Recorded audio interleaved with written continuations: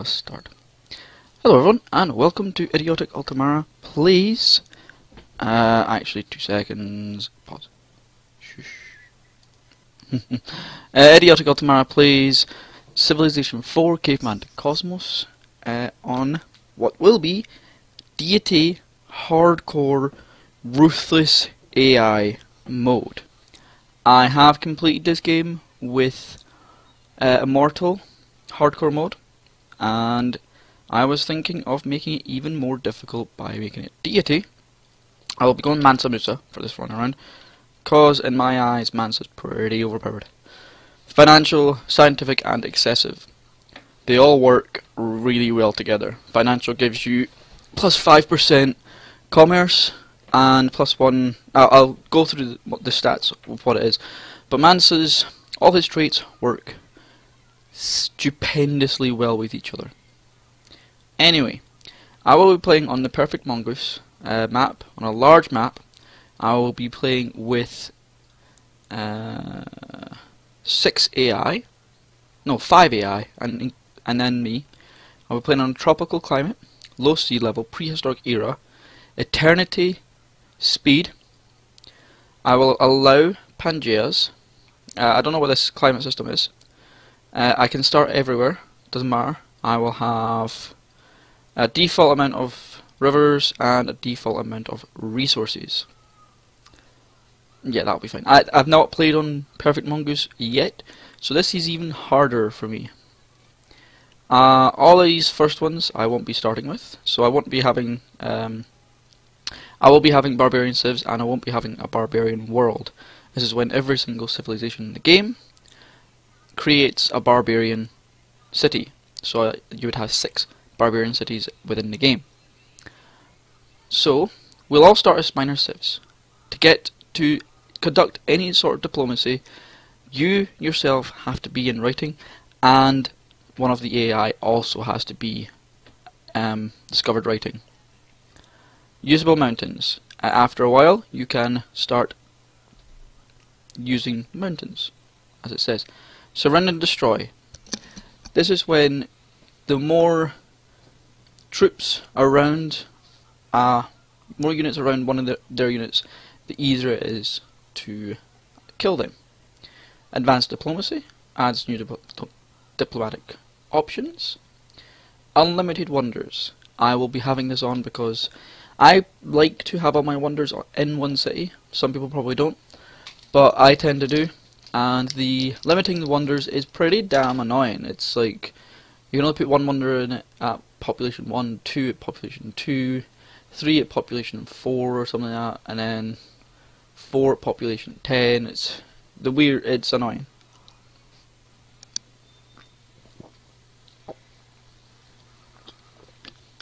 I don't like it. So I have unlimited wonders. I would like to build as many wonders in one city as I want, because I like to create a gold person farm. Like, a great person farm. And wonders are amazing for that. Barbarian generals allows barbarians to get experience and get great generals. Yes. No zones of control. I'll keep that on. These final 5, high to low and increase in difficulty, I will not do. High to low I probably could do, and it would make the game even harder, but I think I've made the game as hard as I possibly can. Ruthless AI, as I said, it makes aggressive AI. I'll actually put in aggressive AI. Fuck it. Aggressive and ruthless. Yes, ruthless AI allows them to do whatever the hell they want. Basically, be Civ 5 AI. Great commanders. Instead of just attaching to a squad, they can now attach to a whole entire stack. Cultural alliance starts allows everybody of the same culture to start nearby. So Mansa Musa would start near other African or Asian people. Elizabeth would start near France, Scotland, and stuff like that. Personalized map. I'm not going to put on, it just makes things look weird. It kind of clogs up the map. Advanced economy and realistic. Advanced economy I'll be having on. Realistic culture spread, I really do enjoy it. It's a pain in the ass because you no longer get the add border pop as you would normally. What happens is the culture spreads depending on the region around it. It takes 2 culture to spread over a river to spread into difficult terrain. It takes 2 culture pops to spread into difficult terrain, and 1 culture pop to spread into non-difficult terrain, basically. Larger cities I'm not going to be having. Well, I will once I get metropolitan administration, if we ever get that far. I'll be having realistic corporations. They spread by themselves. I will have religion decay. It can be quite enjoyable to watch religions die off eventually. Like shamanism should eventually just no longer be around. I'll be having the United Nations, Advanced Espionage, Modern Corporations, Advanced Nukes, and Divine Prophets. Divine Prophets, I used to just not bother with Divine Prophets. I allowed the AI to get the religion's ass, they popped it. But now they have to get a prophet and then they can pop the religion. Basically, every time you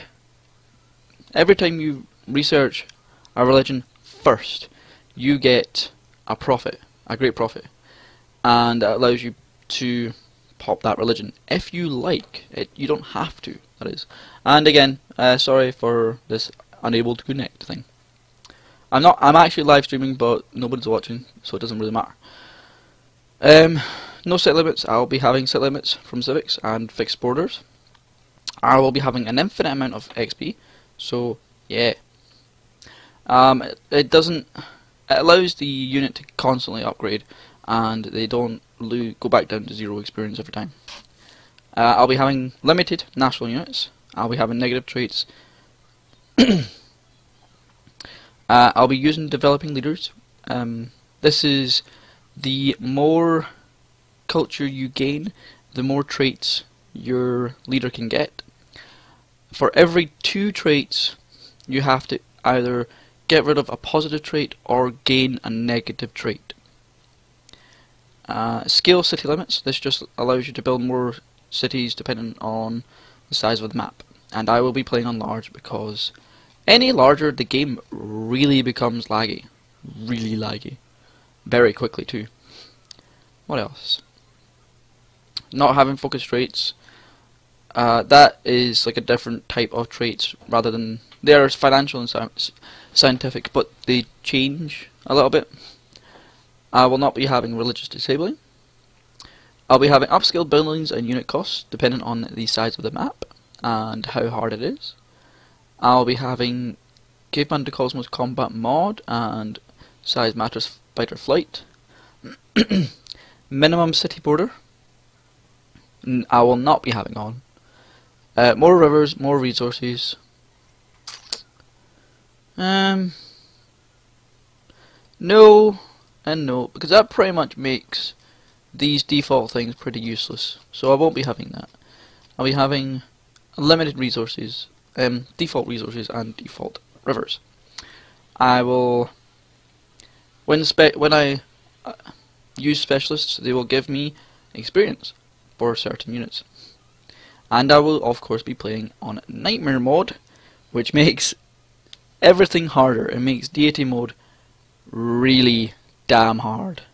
And lastly, size matters uncut.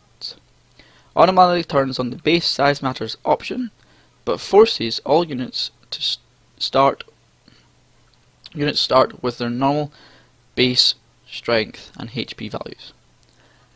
So yeah, that's what I'll be doing in this game. I will see you all for the first turn, and then I will be live streaming tonight and for the foreseeable future, because this game will take me forever, and I'll be going through some more options when we get into the first turn. So this will be a long video. I'll see you all in a minute once the game's loaded. Have fun and goodbye for a few minutes. And we are back. I muted my microphone again. The sun rises in the year 50,000 BC. Since time immemorial, the Malinese people have lived a nomadic life, and for a very long time, and still they're going to live for another and for at least another 1,000 turns. After years of wandering, they are ready to settle down and found your first city. Idiotic Ultimara, your people have vested absolute power in you, trusting that you can build a civilization to stand the test of time. Yes. It is actually really awesome. Anyway, let's do a few things. As I said, first thing we'll do is go into the bug options screen, click on a few things. I want to pre-chop forests.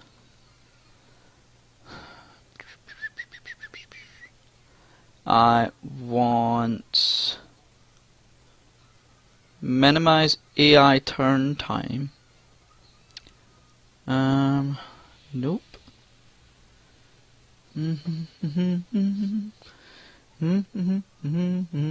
Nope. I want this mercy rule. Mercy rule. If I have more than half of all of the score of every player, I win in 10 turns. It's more because of the size of the map, but yeah, that's why terrain damage is just a pain in the ass. Hide obsolete worker actions, hide unavailable worker actions, show civilization traits, hide untrainable units, hide unconstructable buildings, hide replaced buildings, hide obsolete buildings. What else? What else? What else? What else? What else? What else do we want? Resource depletion is actually quite fun. Diplomacy, automations. Here is something I want. I want ports to bug off. Bugger it. I barely ever automate my units in this one. Anyway, so that's that done. If you would like a city named after you, please comment below and I will see what I can do. We have a decent start. Just one away. I could move there and use that. In this game, or in Caveman2Cosmos in this mod, the best thing at the very start of the game is hammers. Food is important and commerce is important, but the most important thing in the prehistoric era, first 200 turns ish, hammers are your most important. Unlike Civilization 4, the base game, Civilization 4 the base game, food is the most important. In this, hammers are the most important. You want to go for wherever the most hammers are, or at least one of the locations where the most hammers are, which is right here. So I want to make my city right here. But before that, let's look at the traits of Mansa Musa. Civilopedia takes a while to open because of how big this mod is. It's a 2-point-something gigabyte mod, which is pretty much bigger than the actual game. Close to the same. Leaders. Okay. So, we are Mansa. Come on. Mansa Musa. So we are Mansa Musa. We have financial, which gives us 2 unhappiness for the first 6. There's 6 largest cities. That's an easy thing to counteract. Plus 5% commerce in all cities. Plus 1 commerce on all plots with 4 commerce or more. And plus 10% commerce from trade. Plus 1 commerce from merchant in all cities. That's also really good. we're back. I'm checking something. Okay, so what else do we have? Minus 20% of city defense on all cities. I barely ever use that, so to me that's not much bother. And hi, person that just arrived. What else is there? Minus 30% maintenance costs from corporations. Plus 30% modifier to worker speeds when you build a cottage, build a hamlet, build a village, build a town, and build suburbs. Double production speed of port, commercial airport, 10% faster production of tax office. Next line, we have scientific. Plus 25% war awareness. So the longer you're at war, the more unhappiness you get. Plus 1 science beakers per city. Plus 10% beakers overall, in all cities basically. That goes on top of your plus 5% commerce. So basically you're getting plus 15% beakers in the first fucking turn. Plus the plus 1. Yes, plus 1 from scientists. Minus 25% military unit production, so it takes longer to build things. And the other good thing is not much else. And then lastly, you have on the excessive promotion line, plus 1 on health per city. Minus 20% great person birth rate. And plus 20% XP needed for unit promotions. Free City Raider 1 promotion for melees straight off the bat, and then improvise for espionage. I think Mansa is pretty overpowered in Caveman2Cosmos. The other overpowered one I would say is Lincoln. Lincoln is amazing if you want to spam and grow very fast. Anyway, as I said, best thing to do in this game, at the very start of, I was meant to turn off tribal huts. Goody huts in Caveman2Cosmos kind of make it too easy. Go there. Ooh, nice start. Nice. I would have preferred, the only thing that would have made this better, I do have a mountain? No, I don't. The only things that would make this start better is if I had a mountain, say right here, and caves within this little area, but I don't have caves. But I can't really complain. Well, I can, but I'm not going to. And I receive gold. Good, good, good.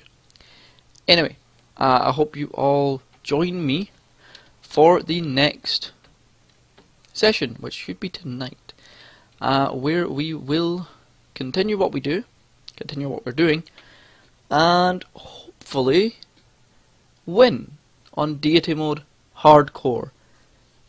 I'm playing with the mercy rule on because I don't want to just ruffle stomp everyone and eventually do nothing about it. So I have fun everyone, and I'll see you all next time.